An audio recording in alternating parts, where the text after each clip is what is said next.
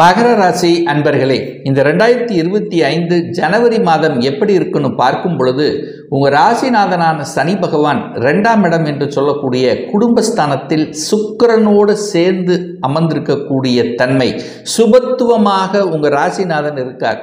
அப்போ ராசிநாதன் சுபத்துவம் பெற்றாலே உங்களுடைய எண்ண ஓட்டங்கள் வலிமை பெறக்கூடிய தன்மை, அதாவது பாசிட்டிவ் எண்ண உணர்வுகளை கொடுக்கும். இது வரைக்கும் ஒரு நெகட்டிவான தன்மையில் இருந்த உங்களுடைய எண்ண ஓட்டங்கள் இப்போ பாசிட்டிவ் எண்ண ஓட்டத்துக்கு மாறும். அதே சமயத்தில் குரு பகவானுடைய பார்வையும் உங்கள் ராசியின் மீது பதிகிறது. ஸோ 2 சுப கிரகங்கள் என்று சொல்லக்கூடிய குரு சுக்கிரனுடைய தொடர்பு உங்கள் ராசிநாதனோட கனெக்ட் ஆகிறதுனால, அதாவது குருவினுடைய பார்வை உங்கள் ராசியின் மீது பதிகின்ற காரணத்தாலும், உங்கள் ராசிநாதனோட சுக்கிரன் இணைவு பெற்றிருக்கின்ற காரணத்தாலும், சுக்கிரனுங்கிறது யாரு? இந்த மகர ராசி என்பவர்களுக்கு ராஜ யோகத்தை தரக்கூடிய ஒரு அற்புதமான ஒரு கிரகம் சுக்கிரன். அந்த சுக்கிரன் உங்க ராசிநாதனோட சேர்ந்து குடும்பஸ்தானத்தில் உட்கார்ந்திருக்கார், தனஸ்தானத்தில் உட்கார்ந்திருக்கார். அப்போ உங்க எண்ணம், செயல், சிந்தனைகள் எல்லாமே சிறப்பு பெறும். தடைப்பட்ட விஷயங்கள் சக்சஸ் ஆகக்கூடிய தன்மை. கடந்த 2 வருடங்களாக 2-3 வருடங்களாகவே எண்ணம், செயல், சிந்தனைகளில் சரியாக இல்லாதவர்கள், ஒரு குழப்பத்தோடு இருந்து கொண்டிருந்தவர்களுக்கு இப்போ பாசிட்டிவ் எண்ணம் இருக்கும். எல்லாம் நிறைய அனுபவ பாடத்தை இந்த மகர ராசி என்பர்கள் கற்றுக்கொண்டிருப்பீர்கள் கடந்த 2-3 வருடங்களாகவே. ஏன்னா 7.5 சனியில் இருந்தீங்க. இப்போ இனி ஒரு 2-3 மாதத்தில், அதாவது குறிப்பாக சொல்ல போனால் மார்ச் மாதத்திலிருந்து 7.5 சனி முற்றிலும் உங்களுக்கு விடுதலையாகிறது. அப்போ இப்பவே உங்க ராசிநாதனும் ராசி அதிபதியும் வலிமையாக இருக்கும்போது இப்பவே உங்களுக்கு ஒரு வெளிச்சத்தை நோக்கி செல்லக்கூடிய அமைப்பு இருக்கிறது.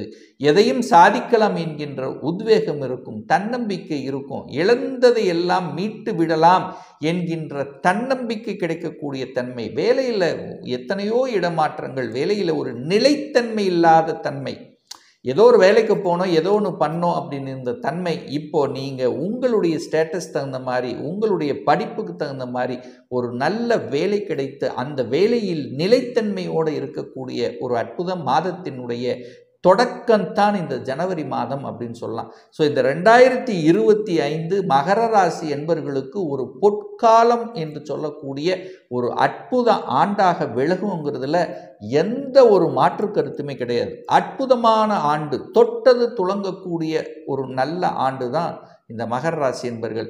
என கடந்த வருடங்கள், அதற்கு முன்னாடி வருடங்கள் மன அழுத்தத்துக்கு ஆட்படாத இந்த மகர ராசினர்களே இல்லைன்னு சொல்லுவேன். ஆனால் இப்போ அந்த மன அழுத்தத்திலிருந்து விடுதலை பெற்று விட்டீர்கள். உங்கள் ராசி அதிபதி நல்லா இருந்தாலே எல்லாமே நன்றாக நடக்குங்கிறது அமையும். எதையும் செய்யலாம், எதையும் சாதிக்கலாம் என்கின்ற உத்வேகம் கொடுக்கும் அல்லவா? அதற்கு தகுந்த மாதிரி ராகு பகவான முயற்சி ஸ்தானத்தில் இருக்கார், தன்னம்பிக்கை கொடுக்கக்கூடிய அமைப்பு. குரு பகவான் அழகாக 5ஆம் இடத்துல பூர்வ புண்ணியஸ்தானம் பஞ்சமஸ்தானத்தில் அமர்ந்து கொண்டு 11ஆம் இடம் என்று சொல்லக்கூடிய லாபஸ்தானத்தை பார்க்கிறார். இயற்கையாக இறைவன் கொடுத்த அந்த வரத்தினுடைய அடிப்படையில் நீங்கள் நினைக்கக்கூடிய அத்தனை செயல்களும், நீங்கள் சிந்திக்கக்கூடிய அத்தனை விஷயங்களும் செயல்படுத்தக்கூடிய வகையில் இந்த வருடத்தினுடைய தொடக்கம் அமைகிறது அப்படின்னு சொல்லுவேன். எத்தனை கோயிலுக்கு போயிருவீங்க, எத்தனை இஷ்ட தெய்வத்தை வணங்கி இருப்பீங்க, எத்தனை தெய்வத்தை நீங்கள் வணங்கியும் ஒன்றுமே நடக்கலையே என்று இருக்கக்கூடிய மகராசி என்பர்கள் இப்போ உங்களுக்கு அந்த தெய்வத்தினுடைய வழிபாடாக, அந்த இஷ்ட தெய்வத்தினுடைய வழிபாடாக உங்களுக்கு நல்ல விஷயங்கள், நல்ல பணப்புழக்கம் உங்களுக்கு கிடைக்க போகுதுன்னு சொல்லலாம். ஏன்னா சுக்கிரன் அல்லவா கையிருப்பு பணக்காரகன் என்று சொல்லக்கூடிய சுக்கிரன் உங்கள் ராசி அதிபதியோடு சேர்ந்து தனக்காரகனான குரு பகவான் உங்கள் ராசியை பார்த்து கொண்டும் லாபஸ்தானத்தையும் பாக்கியஸ்தானத்தையும் பார்க்கக்கூடிய அமைப்பில் ஒரு நல்ல பாக்கியம் உங்களுக்கு கிடைக்கப் பெறுகிறது. குழந்தை பாக்கியம் இல்லாத இந்த மகர ராசி என்பவர்களுக்கு குழந்தை பாக்கியம் என்பது நிச்சயமாக உண்டு அப்படின்னு சொல்லலாம். அப்போ குழந்தை பாக்கியம் கிடைத்தவுடன் உங்களுக்கு அப்படியே உங்களுடைய வளர்ச்சி அபரிதமாக ஒரு நல்ல வளர்ச்சியாக நினைத்து பார்க்க முடியாத அளவுக்கு ஒரு நிச்சயமாக ஒரு வளர்ச்சி உண்டு அப்படின்னு சொல்லுவேன். அதே சமயத்தில் வீட்டில் இருக்க முடியல, வீட்டில் இருந்தாலே ஏதோ ஒரு வகையில் பிரச்சனையாக இருக்குது, வீட்டில் பிரச்சனை, வீட்டில் இருந்தாலுமே ஒரு வனவாசத்துக்கு போயிடலாமே என்கின்ற எண்ண ஓட்டங்களோடு கூட இருந்த நிம்மதியாக இல்லாத இந்த மகர ராசி என்பவர்கள் இந்த 2025 நிம்மதியாக பெருமூச்சு விட போகிற போகின்ற ஒரு ஆண்டாக நிச்சயமாக இருக்கும். அதனுடைய தொடக்கம்தான் இந்த ஜனவரி மாதம் அப்படின்னு சொல்லலாம். அப்போ குடும்பத்தில் இருந்து வந்த பிரச்சனைகள் தீர்க்கக்கூடிய தன்மை, குடும்பத்தில் சில பிரச்சனைகள் இருந்தது, சில கருத்து வேறுபாடுகள் இருந்தது, உங்களை மதிக்கவே இல்லை, உங்கள் பேச்சை கூட கேட்கல அப்படின்னு நினைத்து வருத்தப்பட்டு கொண்டிருந்தீர்களவா, இப்போ உங்கள் பேச்சுக்கள் கேட்கும்படியாக இருக்கக்கூடிய அமைப்புள்ள ஒரு மாதம். ஏன்னா 2ஆம் இடத்தில் ஒரு சுக்கிரன் உட்கார்ந்திருக்கார். 5க்குரியவன், பூர்வ புண்ணிய ஸ்தானத்தின் அதிபதி, பஞ்சமஸ்தானத்தின் அதிபதி.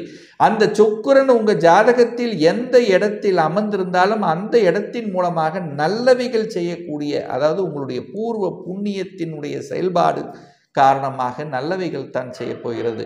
ஸோ அந்த வகையில் பணவரவு, பொருளாதாரத்தில் ஏற்றங்கள், உங்கள் பேச்சு தன்மை, அதை கல்வியிலிருந்து வந்த தடைகள், மெயினாக சொல்லப்போனால் கல்வியில் குழப்பமாக இருந்தது, நினைத்த கோர்ஸ் கூட படிக்க முடியலன்னு கூட இருந்தது. ஸோ ஏதாவது ஒரு கல்வியில் இருந்து வந்த குறைபாடுகள், ஒரு பிஜி படிக்கணுங்கிற ஆசையில் இருந்தவங்க பிஜி கிடைக்காம கூட இருந்தது. ஸோ அதெல்லாமே இந்த வருடம் உங்களுக்கு சக்ஸஸ் ஆகக்கூடிய ஒரு நல்ல வருடமாக நிச்சயமாக அமையும். ஆனால் ஒரு விஷயத்தில் மட்டும் கவனமாக இருக்கிறது என்னென்னா, கடன் விஷயத்தில் மட்டும் கவனமாக இருக்கணும். ஏன்னா 6க்குரியவனான புதன் பகவான் 12ஆம் இடத்தில் அமர்ந்து கொண்டு தனது சமசப்தம் பார்வையாக மீண்டும் 6ஆம் இடத்தை பார்க்கிறார். தன் வீட்டை தானே பார்த்து வலுப்படுத்தக்கூடிய அமைப்பு. 8ஆம் இடத்திபதியாக இருக்கக்கூடிய சூரியனும் அதே 6ஆம் இடத்தை பார்க்குது. அப்போ என்ன, 6, 8ஆம் அதிபதிகள் இணைந்து 6ஆம் இடத்துல பார்க்கும்போது கடன், நோய், எதிர்ப்பு, பகை, வம்பு, வழக்கு, கோர்ட்டு கேஸ், இந்த மாதிரியான விஷயத்துக்கு இந்த மகராசி என்பவர்கள் போகக்கூடாது. அதுவும் குறிப்பாக இந்த மாதத்தின், ஜனவரி மாதத்தினுடைய மிட்பகுதி வரை தான் அதிகமான ஒரு தொந்தரவாக இருக்கும். அதன் பிறகு உங்களுக்கு நல்லவைகள் நடக்கக்கூடிய தன்மையை உருவாக்கிவிடும். அதே சமயத்தில் பார்த்தீங்கன்னா 8க்குரியவன் 12இல் மறையும் போது திடீர் அதிர்ஷ்ட வாய்ப்புகளும் உங்களுக்கு கிடைக்கப் பெறுவீர்கள். திடீர் அதிர்ஷ்டம், திடீர் பணவரவு, அரசாங்கத்தின் மூலமாக திடீர் வாய்ப்புகள். ஸோ இதெல்லாமே உங்களுக்கு சிறப்பு பெறும் அப்படின்னு சொல்லலாம். ஒரு சிலருக்கு வெளிநாடு சென்று வரக்கூடிய பாக்கியம் கிடைக்கக்கூடிய அமைப்பு, டிராவல், அதாவது ராகு 3ல் இருக்கார்லவா, அப்போ வெளிநாட்டுக்கு செல்லக்கூடிய தன்மை, தகவல் தொடர்பு துறை சார்ந்த விஷயங்கள் சிறப்பு. ஆனால் புதன் 12இல் இருக்கிறதுனால இந்த மாதிரி, அதாவது அந்த நெட்டு சம்பந்தப்பட்ட விஷயத்தில் கவனமாக இருக்கணும். அதாவது பணம் சார்ந்த விஷயத்தில், அதாவது இணையதளத்தின் மூலமாக வரக்கூடிய சில விஷயங்களில் கவனமாக எச்சரிக்கையோடு இருக்கணும் அப்படிங்கிறதையும் ஞாபகத்தில் வைத்து கொள்ளுங்கள். என புதன் 12ஆம் இடத்தில் மறைந்திருக்கின்ற காரணத்தால். அதே சமயத்தில் கேது பகவான் 9ஆம் இடத்தில் அமர்ந்து கொண்டு சில வகைகளில் தாய் சார்ந்த, தந்தை சார்ந்த விஷயத்தில் சில தொந்தரவுகள் உங்களுக்கு கொடுத்து கொண்டிருந்ததுன்னு சொல்லலாம். ஏன்னா 8க்குரியவன் உங்களுக்கு ஆகாதவர் அப்படின்னா சூரியன் தான். அப்போது தந்தையின் மூலமாக ஏதாவது ஒரு கருத்து வேறுபாடுகள் அப்படிங்கிறது நிச்சயமாக இந்த மாதம் உண்டு.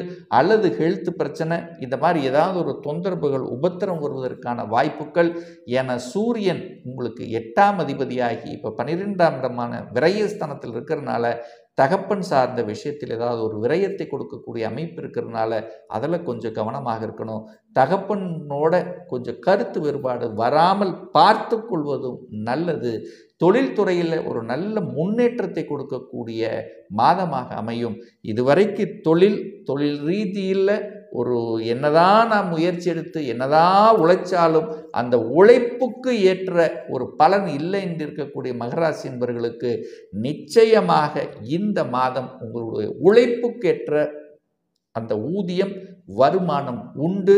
புத்திசாலித்தனம் மேம்படும். எப்போ மேம்படும்? 2025 ஜனவரி மாதம் 24க்கு அப்புறம் பார்த்தீங்கன்னா அந்த புத்திசாலித்தனம் மிக்க புதன் பகவான் உங்கள் ராசியிலே வந்து அமர்ந்து பலத்தோடு உட்காரப் போகிறார். திக்பலத்தோட வலிமை உட்கார்ந்திருக்கார். அப்போ இந்த மாதத்தினுடைய இறுதியில் உங்களுடைய ஸ்ட்ராட்டஜி பிளான் அதிகமாக இருக்கும்.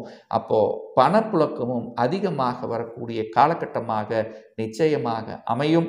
ஒரு நல்ல தெய்வ வழிபாடு அப்படின்னு எடுத்துக்கொண்டால் இந்த மகர ராசி என்பர்கள் சனிக்கிழமை தோறும் ஆஞ்சநேய பகவானை சென்று வழிபடுவதும், அமாவாசை என்று உங்கள் குலதெய்வத்தை சென்று வழிபடுவதும் அனைத்து விதத்திலும் உங்களுக்கு ஒரு நல்ல மேன்மையை ஏற்படுத்தி கொடுக்கும் என்பதில் எந்தவித மாற்று கருத்தும் கிடையாது.